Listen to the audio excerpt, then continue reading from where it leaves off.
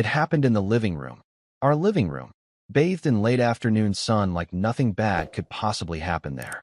Lisa stood at the edge of the coffee table, her hands on her hips, eyes colder than I'd ever seen them. The windows were open, a breeze flirting with the curtains, but inside, it felt suffocating. She said it like she was reading from a script. "I'm leaving you, Jacob. There's someone else. And frankly, I think we're both better off." I didn't move, didn't blink. I just stared at her, at the woman I'd built 10 years of my life around, while she dropped a bomb like she was commenting on the weather. "Okay," I said simply, pulling open the drawer in the side table. I took out a manila envelope and handed it to her. She frowned. "What's this?" "Divorce papers. Signed. You're free." Lisa blinked. Her lips parted in surprise for a beat before she forced out a scoff. "You think this scares me? That I'll fall apart because you beat me to the paperwork?" I shook my head, lips curling just a little. Not a smile, not quite. "No, not at all. I just figured you'd want a head start on your new life." She threw the envelope onto the couch. "You're pathetic, Jacob. You really think you can just check out this easy?" "Is this about Brad?" I asked casually, tilting my head. That name landed like a slap. "What?" she said too fast. I let the silence stretch between us. Then I added, calmly, "Is this the guy I hired last week?" Her eyebrows knit together in confusion. "Hired? What are you talking about?" I shrugged. "You didn't think I'd notice the late-night calls? The perfume that wasn't yours? The receipts you forgot to hide?" Lisa's face drained of color. "You're bluffing. Brad Jensen. Marketing. New hire." I signed off on his background check myself. She took a step back, mouth opening, then closing. Like her brain couldn't quite catch up. "I thought he was interviewing," she muttered. "He was. Until I offered him a contract." Her eyes darted to the envelope on the couch, then back to me. "You knew? I watched you circle the drain," I said, my voice quiet now. "And I let you. I wanted to see how far you'd go." Lisa tried to recover, folding her arms. "This doesn't change anything. You can't intimidate me with office politics." "I'm not trying to," I said, leaning against the back of the couch. "I just find it interesting, the man you risked our marriage for. He reports to me now." The silence that followed was absolute. Even the wind outside seemed to hold its breath. "Checkmate, huh?" I added. Lisa turned, grabbed her purse, and stormed toward the bedroom, probably to keep packing. Her steps were loud, deliberate, but she didn't say another word. I sat down in the armchair, loosened my tie, and stared out the window. Funny how betrayal doesn't burn when you see it coming. It just confirms what you already knew. Some people don't deserve the benefit of the doubt. I'm Jacob, and up until this afternoon, I thought I was the predictable one in our marriage. But that was before she learned I was already 2 moves ahead. The house was too quiet. That kind of silence doesn't come from peace. It comes from absence. And absence is loud in its own way. It echoes. It clings. It reminds you of all the things that used to be there. I sat at the kitchen counter, the same spot I always did every morning. The coffee was still warm, but I hadn't touched it. Just sat there, hands wrapped around the mug like it could anchor me to something that made sense. From down the hall, I could hear the muffled sound of drawers opening and closing, Lisa packing. That part wasn't theatrical anymore. She'd stopped throwing looks my way or muttering jabs under her breath. No more posturing, just the sound of zippers and hangers clinking against metal. She wasn't rushing either. No panic, no regret, just deliberate movement. Like this was a plan she'd rehearsed. That part stung more than I expected. A soft shuffle behind me broke the silence. Lisa appeared in the doorway, suitcase in one hand, tote bag in the other. She looked like herself. Maybe that was the strangest part. No tears, no trace of what we were. Just the polished version of the woman I once knew. "I'm going," she said. I looked up at her, but didn't move. I figured. She stood there, waiting for something. Maybe expecting me to ask her to stay. Maybe waiting for a fight. But I didn't give her either. "I left your laptop charger on the hallway table," I said instead. Her eyebrows twitched just slightly, surprised, maybe disappointed. "That's it?" she asked. "You're just gonna let me go?" I nodded. "You've been gone for a while, Lisa. Today's just the paperwork." For a moment, she said nothing. Then, with that signature scoff I'd memorized over the years, she muttered, "You think this makes you strong? Being passive?" I raised my eyes to hers. "No, I think it makes me free." Something flickered across her face, like she was hearing a language she didn't speak. I thought you'd at least feel something, she said, half under her breath. I do, I answered quietly. Just not for you. She didn't like that. I saw her lips press tight, shoulders tense. But she didn't argue, didn't cry. She just picked up her bags and turned away. A minute later, the front door opened, closed, and then nothing. No footsteps, no tension, just that silence again. Heavier now. I stayed in that chair for another hour, maybe longer. My coffee had gone cold by then, still untouched. I should have felt relief. I should have felt strong, triumphant even. But instead, I felt something quieter, not pain, not sadness, just a kind of weight. Betrayal has a weird way of settling into your bones. It doesn't scream. It lingers. I thought of the 10 years, the holidays, the fights, the forgiveness that always came too easily. I thought about all the times I looked away because I wanted to believe we were still good. And I thought about Brad, the man she chose over everything we built, the man I now employed. I closed my eyes and let the silence speak. For a second, I questioned whether I should let her walk away so easily, whether she deserved to feel even a fraction of what she'd done to me, whether I should make her pay. But then I opened my eyes and looked around at the clean counters, the morning lights spilling over the tile, the stillness. No screaming, no lies, no games. There was something powerful about peace. Still, something tugged at me from the edges of that calm. Not rage, but unease. A quiet voice whispering that letting go didn't have to mean forgiving. That silence didn't have to mean surrender. She thought she had won. She hadn't realized I'd already started playing my move. But for now, I chose to sit still, in this quiet, in this new beginning, and breathe. The game had changed, and I was just getting warmed up.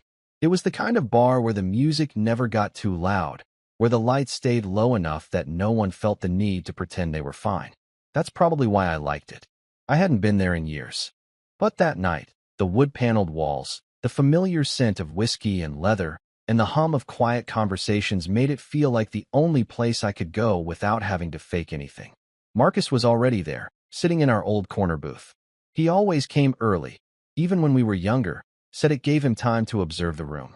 Said it was a habit he picked up after his divorce. I slid into the booth across from him, my jacket still damp from the drizzle outside. "Jacob," he said, raising his glass just slightly. "Didn't expect the text." I nodded. Didn't expect to send it. Marcus leaned back, took a slow sip of his whiskey, and studied me like I was some kind of specimen under glass.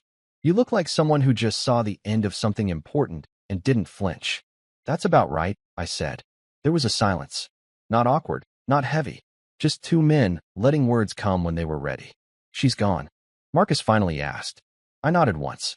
"Packed up this morning." Walked out without so much as a backward glance. He let out a low whistle, then grinned grimly. "Did you tell her you knew about Brad?" "Didn't have to. She figured it out when I asked if her new man liked reporting to me." Marcus choked a laugh into his glass. "Oh man, you didn't." Straight-faced, I said. Watched her realize the ceiling wasn't as high as she thought. He shook his head, smirking. "I always said you had a quiet way of twisting the knife." I shrugged. I wasn't trying to twist. Just hand it back to her. "But you're not mad?" he asked, his tone changing slightly. No fury? No broken dishes or whiskey bottle through the wall? I met his eyes. I thought about it. I really did. But I guess what hit me harder than the betrayal was how little I felt when it finally happened. Like, she wasn't mine to lose anymore. Marcus stared at me for a long moment, then leaned in. "You remember that 4th of July party, 3 years ago? The one at Keller's Lake House?" I nodded slowly. "Yeah, you brought that girl who hated fireworks." He chuckled. "Yeah, bad date. But I remember something else." He paused, then added, "I remember seeing Lisa in the kitchen, with Brad." "That name again. What about them?" I asked, my voice still steady. Marcus's tone dropped. He had his hand on her lower back, just long enough that it wasn't friendly, and she didn't flinch, didn't move away. My stomach didn't twist the way it should have. That should have made me angry. But instead, I just felt the weight of confirmation. She was already halfway out the door back then. I muttered. Marcus nodded. "And you were out on the deck, passing out beers like it was the happiest day of your life." I took a sip of my drink, let the silence settle between us again. "She humiliated you, Jacob," he said finally. "Not just in private. Not just at the end. For years. And you wore it like armor, pretending it didn't dig under your skin." I didn't speak. Now I'm not saying throw her life in a blender, he continued. But if there's a man who deserves to walk away with his dignity, and maybe just a little bit of poetic balance, it's you. I turned the glass slowly in my hand, watching the ice melt. I've been thinking, I said after a moment. Maybe peace doesn't mean letting someone off the hook. Maybe peace is just not screaming when you get even. Marcus gave a short laugh. Now that sounds more like you. He raised his glass again. To clean hands and cold revenge. I clinked mine against his. To quiet fires. He sat back, satisfied. The waitress came by, and we ordered another round. We didn't talk much after that. We didn't need to. Sometimes the right conversation doesn't roar, it simmers. And by the time I stepped back into the cold night air, I knew one thing for sure. Letting Lisa walk away was never the real decision. It was what came after that would matter. And something inside me had just shifted. Not rage, just clarity. The office always smelled like old coffee and new toner. Clean, quiet, efficient. I'd built this place over 10 years, and by now, I could walk its halls with my eyes closed and still feel everything that mattered. That morning, I arrived early. Earlier than usual. The air outside was crisp, but inside, it was sharp, purposeful. I greeted the front desk, passed the break room, nodded at a few department heads. Everyone noticed my mood, calm, as always, but there was something different. A stillness under the surface. I made it to my office, slipped my coat onto the stand, and sat at my desk without turning on the light. I didn't need light for this. By 9:17, Brad had clocked in. I heard his voice from across the hall. Too loud, too casual. He always sounded like a guy who was trying to sound like he belonged. I picked up the phone and dialed his extension. Jacob, he answered, too fast. Hey, Brad, I said evenly. Could you step into my office for a moment? Just a quick chat. A pause. Then, sure thing, boss.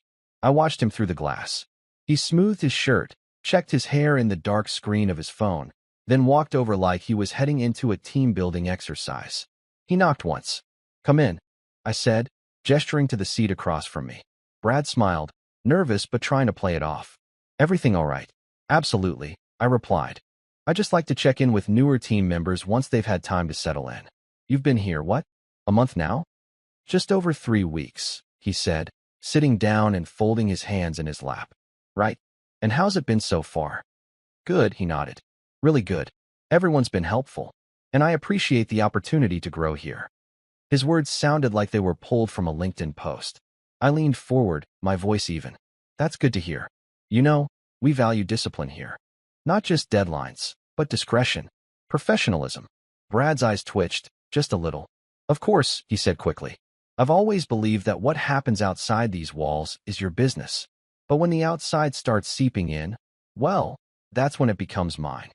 His throat moved as he swallowed. I'm not sure I follow, he said, but the smile was gone. I offered a small shrug. Let's keep it simple. I expect you to be focused here. Laser focused. Personal entanglements have a way of interfering with that, especially when they involve complicated dynamics. His gaze dropped to the edge of my desk. I assure you, my personal life won't affect my performance. Good, I said, standing up. Because performance is everything here. And I'd hate to see someone with potential sabotage himself for reasons that don't belong in this building. He stood too, but slower. Understood. Glad we had this talk, I said, holding out my hand. Brad shook it, his palm already damp. Same here. As he stepped out, I noticed the glances exchanged between the employees nearby. They'd heard my tone, felt the shift. They didn't know the story, but Brad did, and that was enough. Back in my chair, I allowed myself one breath of satisfaction. He'd walked in confident. He walked out shaken. Not a word had been raised. But the message had landed, quietly, precisely, exactly where it needed to. It was just past 7 when the doorbell rang. Not a polite ring. A hard press. Long accusatory. I didn't rush. I finished rinsing my plate, set it in the rack, and dried my hands slowly. Whoever it was already knew I was home. That kind of ringing always does. When I opened the door, Lisa was standing there like a storm that had lost its way. Her hair was pulled back too tight. Her coat wasn't buttoned. Her eyes were sharp, wild, burning with something that looked a lot like panic. What did you do? She snapped, stepping inside without waiting for permission. I closed the door behind her. Calm, unbothered. Good evening to you too. Don't play dumb. she shot back, dropping her bag onto the chair. Brad just called me. He's freaking out. I raised an eyebrow. About? You know exactly about what, she said, pacing now. You dragged him into your office. You intimidated him. You're messing with his job just to get back at me. I leaned against the counter, crossing my arms loosely. Lisa, I had a professional conversation with an employee. That's literally my job. She laughed, sharp and humorless. Oh, please. You expect me to believe this is a coincidence? I tilted my head. You expect me to believe his anxiety is my responsibility? She stopped pacing and pointed at me. You're doing this on purpose. You're punishing him because of us. I smiled faintly. Not wide. Just enough. That must make it even harder for you, I said. Her face froze. What did you just say? I repeated it, same calm tone. If your personal life is tied up with his professional performance, yeah, that sounds complicated. Her voice jumped an octave. You don't get to do this, Jacob. You don't get to act like some calm, righteous boss while you're clearly abusing your position. I shrugged. I haven't mentioned your name once. Or his. Or anything personal. Funny how nervous he got anyway. She shook her head, hands trembling now. He can't sleep. He thinks he's going to lose his job. I met her eyes. Is that my fault? Yes, she shouted. Because you know he needs that job. You know that. I stepped closer, not threatening, not loud, just present. And you knew I was his employer before you decided to play house with him. Her mouth opened, closed, opened again. You're enjoying this. I'm enjoying the honesty, I replied. It's new. She scoffed. You think you've won something? You think this makes you powerful? I glanced around the room, quiet, clean, still mine. No, I think it makes things balanced. Lisa let out a shaky breath, running a hand through her hair. You're not like this. You never were. I smiled again. You never looked closely. She stepped back, eyes darting like she was recalculating everything. You're doing this to scare him. No, I said softly. I'm letting him scare himself. Silence stretched between us. Thick, uncomfortable. Finally, she grabbed her bag. You're sick. I opened the door for her. Drive safe. She hesitated at the threshold, glaring like she wanted to say more, like she wanted to wound me. But she didn't. The door slammed behind her. I locked it, turned off the hallway light, and stood there for a moment, listening to the quiet settle back into place. She thought she was watching me unravel. What she didn't realize was that she was the one losing her footing. And Brad was just starting to understand the ground beneath him wasn't solid at all. It was 9:18 a.m. when Brad finally walked through the glass doors of the office. Not a dramatic entrance. Not flustered like someone who'd sprinted and apologizing. He tried to walk in normal, calm, casual, but the effect didn't land. He looked like someone coming back from a sleepless war. I watched from the hallway window outside my office, coffee in hand. He paused near the elevator, scanned the room, then moved toward his desk like the floor might collapse beneath him. His shoulders were hunched tighter than his jacket. He didn't greet anyone, and no one greeted him back. That was new. It's strange how fast silence spreads in a workplace. Just 2 or 3 side glances, a half whisper behind a coffee mug, and suddenly, everyone knows something is wrong, even if they don't know what it is. I walked into the break room mid-morning to refill my coffee. Conversation died the second I stepped in. A few employees nodded awkwardly. One cleared his throat and walked out with his water bottle half full. Only Lauren, our senior analyst, stayed. She gave me a curious glance. Everything all right, sir? She asked, polite. Why wouldn't it be? I replied, pouring the coffee slowly. She hesitated, then smiled. Just seems tense this week. Probably the weather, I said, giving nothing away. She didn't press. Smart woman. Back at my desk, I pulled up the attendance report. Our system tracked check-ins by the minute. Brad, 9:18 a.m. Our policy was clear. Anything after 9:10 without prior notice counted as a tardy. No emotion, no drama. Just structure. I opened the HR portal and logged the infraction. Subject, tardy, formal notice employee, Brad Jensen date. Today, notes. Late arrival without prior notification. First formal warning issued in accordance with Employee Handbook Policy, Section 3(7). No commentary. No color. I clicked submit. 2 minutes later, my office phone rang. It was Brad. Hey, Jacob? His voice was tight. Too polite. Yes. I just got an email. About a tardy warning? That's correct, I said. You arrived after the acceptable window today. Policy requires formal documentation. He was quiet for a second. Then, right. I guess I didn't realize we were that strict about it. We are, I said flatly. It's all in the handbook. Of course, he muttered. There was traffic and Brad. I interrupted, not harsh, just firm. I don't need an explanation. You've received a warning, not a termination. It's simply procedure. Let's not make it personal. A long pause. Then, understood. I hung up first. No satisfaction. No smirk. Just order. An hour later, I passed the break room again. Brad was inside, hunched over a coffee he wasn't drinking. 2 interns walked in, saw him, then immediately walked back out, whispering. He noticed. I could tell by the way he didn't look up. There's a special kind of discomfort that lives in places people used to feel safe in. He'd thought he was untouchable here. Now, he was realizing just how fragile his seat really was. And I hadn't even raised my voice. 2 weeks passed. Quiet ones on the surface.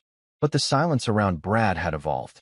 It wasn't just awkward anymore. It was avoidance. People stopped copying him on emails. Stopped asking for input. They tiptoed around him like he was already halfway out the door. Then came the mistake. It was a Thursday. Mid-quarter financials were being finalized, clients waiting on reports. Our team had prepped everything ahead of time, except the final portfolio documents from Brad's department. I was in a conference call when my assistant knocked gently and slipped me a note. Brad lost the client files. They were due an hour ago. I excused myself from the call, stood, and walked straight down the hall. Brad was at his desk, typing furiously. When he saw me, he shot up like someone caught stealing. Jacob, I was just office. Now.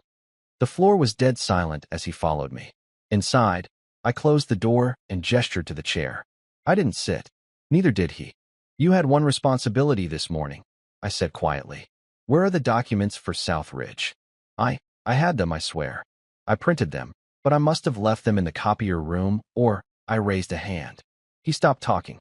This is a $1, $2 million quarterly partner, Brad. We've been cultivating them for 6 years. He swallowed hard. I know. I was just moving fast, and I walked behind my desk, finally sitting. Calm, as always. I'm placing a performance penalty on your file, I said, unlocking the HR portal again. Failure to deliver critical assets within deadline. Financial fine, 15% of your quarterly bonus. His jaw twitched. But, Jacob, please, I need that bonus. Rent's coming up, and you lost sensitive documents, I replied. This isn't personal. It's accountability. He stepped closer, eyes wide. I'm under a lot right now, all right? You know why? Just cut me some slack. I won't let it happen again. I looked up at him. Not angry. Just steady. I'll think about keeping you. Those 5 words hit harder than any threat. His face crumbled. Don't fire me, he said suddenly, voice cracking. Please. I'm doing my best. Lisa, this whole thing, I'm just trying to hold on. I leaned back in my chair. So am I. He blinked rapidly. You don't need to do this. Brad, I said softly, I haven't done anything. You've done it all. He stood frozen, breathing heavy like he might cry, but held it back. Can I fix this? I tapped the screen. Start by reprinting those documents. Bring them to my desk in 20 minutes. And Brad, he looked up, fragile. Triple-check the copies before you walk out of that room. He nodded quickly and turned to leave. His hands shook as he reached for the doorknob.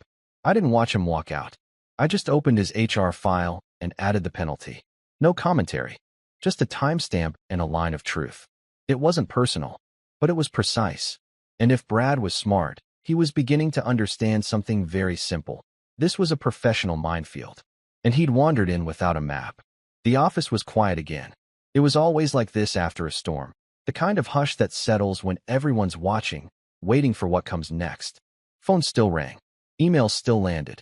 But there was a hum beneath it all, a current of silent speculation.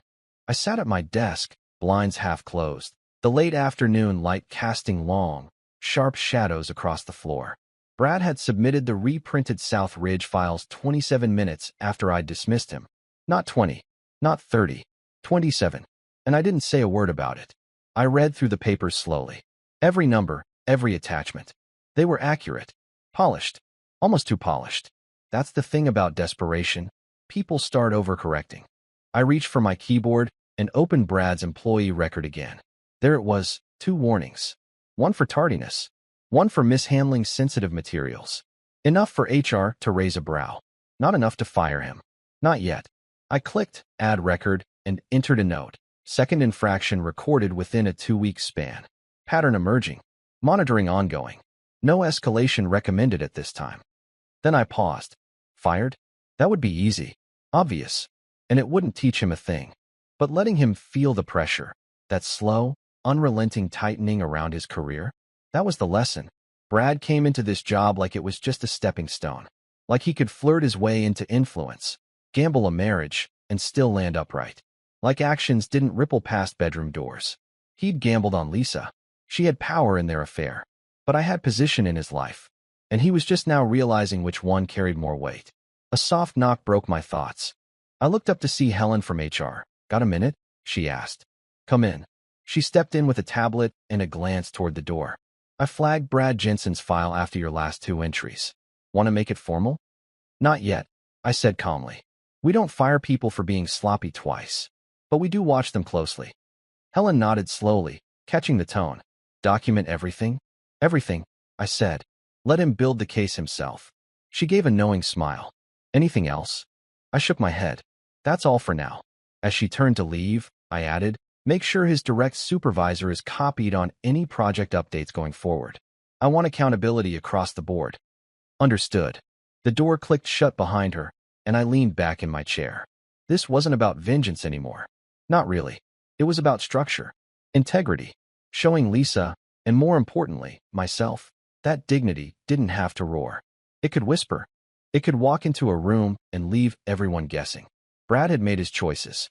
Now, he was learning that consequences don't always come with warning signs. Sometimes they come in silence. Sometimes they come in formality. And sometimes they come in the form of a boss who never raises his voice, but never misses a thing. The doorbell rang just past 8 a.m. Not the usual time for drama. Most mornings in my house were quiet now. Predictable. And I liked it that way. But the sound that came with the bell, that frantic, rhythmic pounding on the door, told me this morning wasn't going to be one of those. I opened the door, and there she was. Lisa. No coat. Hair tangled. Eyes swollen. Tears streaked her face like she'd already lost count of how long she'd been crying. Her blouse was wrinkled, and she looked like she hadn't slept, or eaten, or stopped running in circles long enough to remember how to breathe. She didn't say anything at first, just stood there, breathing hard. Then she whispered it like a confession. He left me. I didn't answer. Not at first. She stepped closer, voice cracking like glass under pressure. Jacob, he left. Brad left me. I leaned on the doorframe. Did he pack a bag, or just vanish before breakfast? She blinked, confused. What? I shrugged. It's important. Shows how serious he was. She stared at me, stunned. Is that seriously what you're opening with? I figured you didn't come here for small talk. Her lips trembled. I don't even know why he did it. He just said he couldn't do it anymore. Said the job was getting too hard. That he couldn't handle the pressure. And then, he blamed me. I nodded once. Sounds about right. Lisa stared like she didn't recognize me. You did something. I know you did. You. I didn't make him late, I said calmly. I didn't lose his files. I didn't push him to date someone in a position to complicate everything. Her voice rose. You destroyed him. No. I replied, keeping my voice even. He was already falling. I just stepped out of the way. She stumbled forward, grabbing my arm with both hands. We can fix this, Jacob. Please, this doesn't have to be the end of everything. You and me, we were good once. Don't you remember? I remember being loyal, I said. That's what I remember. I was confused, she breathed. You stopped trying. You were always so calm, so distant. I didn't know where I stood with you. No, I said flatly. You just didn't like standing still. Lisa's grip tightened. You don't have to punish me for this. I lost him. Isn't that enough? I looked her straight in the eyes. No, I said. It's not about him. It's about you realizing you never held the leash. Her voice hitched. I made a mistake. Don't, I snapped, voice low now. Don't try to rewrite it into some tragic accident. You made choices. You flaunted them. You stood in this very room and dared me to react. She wiped her face with the back of her hand. So what, Jacob? You're done with me now? Just like that? I stepped inside, walked to the entry table, and picked up the envelope that had been sitting there untouched for weeks. I held it out. You want closure? I said. Sign the divorce. Her expression shattered. You're actually serious? She whispered. You really want this to end? I already ended it, I said. You're the one still showing up like we're paused instead of finished. She stepped back like I'd slapped her.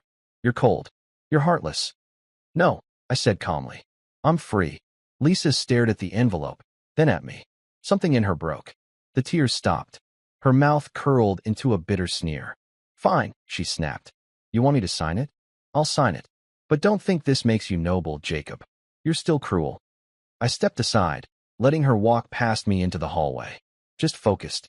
She snatched the envelope and turned sharply toward the door again. You're going to regret this, she hissed. I opened the door for her. I doubt it. She left without another word. The wind caught the screen door behind her and slammed it shut. I stood in the quiet that followed. No shaking hands. No second thoughts. Just a strange sense of stillness. Lisa had come looking for rescue. What she got was reality. And the man she thought she had power over? He wasn't hers anymore. The legal office was cold in the way all of them are. Sterile walls, flickering fluorescent lights, a stack of forms thicker than a phone book sitting between us on the conference table. Lisa was already there when I walked in. Hair brushed, lips tinted in a shade she used to wear when she wanted to be noticed. She was wearing the soft blue blouse I always liked, back when I used to notice those things. She smiled like we were old friends meeting for coffee. You're early, she said, her voice light. I'm on time, I replied, sliding into the chair across from her. The lawyer entered moments later, a quiet man with a polite handshake and a folder marked final in bold print. He didn't waste time with small talk. Standard review, he said, placing the paperwork between us. Lisa, these documents confirm you waive all claims to shared property, financial assets, and residual interests tied to Mr. Lane's firm. He slid the pen toward her. She didn't reach for it. Not yet. Can I read them first? She asked, even though she already had a copy. The lawyer nodded. Of course. She leafed through the pages slowly. Not reading, just stalling. Then she chuckled. You really kept it all, huh? I didn't answer. She looked up, trying again. You always did love your order. Everything neat. Signed, sealed, labeled. Makes sense that this is how it ends. I looked her in the eyes, expression flat. It ended before this. She blinked, smile faltering for the first time. Jacob, she said gently. We weren't always like this. No, I agreed. Once, I didn't know who you really were. She looked down at the papers again. I just thought maybe we could. She hesitated, then corrected herself. And on a good note. I leaned back. You'll end it how you choose. But I'm already finished. She held my gaze, her lips parting like she might say something more, but then she picked up the pen. No ceremony. No speech. Just one signature after another. Her name. Mine. The date. She slid the file toward the lawyer with a shaky breath. That's it, she asked. The lawyer nodded. You're officially divorced. You're both free to go. Lisa stood first. She hesitated at the door, looking back at me. You really feel nothing? I stood too. I feel lighter. Then I walked past her, leaving her in the doorway, staring at a version of me she didn't recognize anymore. 2 weeks later, things at the office had settled into a steady rhythm again. The whispers had faded. The sideways glances stopped. Brad showed up on time every morning, clean-shaven, quiet, folders in order, eyes lowered. The cockiness was gone, replaced by something more useful, humility and discipline. At 10:03 a.m., I buzzed his desk. Brad, got a minute? Of course, he said, almost too quickly. He stepped in, shutting the door behind him like it might matter. His expression was controlled, but I could see the tension under the surface, the way his shoulders sat a little too stiff, the way he stood like a man bracing for a verdict. I motioned to the chair. Sit. He obeyed. I folded my hands on the desk, watching him. You've been on time every day for the last 2 weeks. He nodded. Yes, sir. No mistakes. No reports. No drama. No, sir. I paused, then added, since you've been better after Lisa, I'd rather not lose a decent worker. His head lifted slightly, eyes surprised but cautious. Thank you. I really appreciate that. I nodded once, standing up. Keep it that way. Brad stood, too, slower this time. I will. I promise. Good, I said, opening the door. He stepped out, exhaling like he'd been holding his breath the entire meeting. He never asked if I knew how much I'd affected him. He never guessed how calculated it had all been. And I never offered a hint. I watched him return to his desk, a little straighter, a little smaller. Then I turned back into my office and closed the door behind me. The pieces were where they belonged. No shouting. No explosions. Just a clean, quiet checkmate. And that was the end of my story. Lisa chose to come back when everything was already broken, and Brad chose to stay quiet when the truth could have changed everything. So here's my question for you. If you were in Brad's shoes, would you have told me the truth about the affair from the start, or kept your head down like he did? Let me know in the comments. And if this story hits something real for you, don't forget to like and subscribe. There's more to come.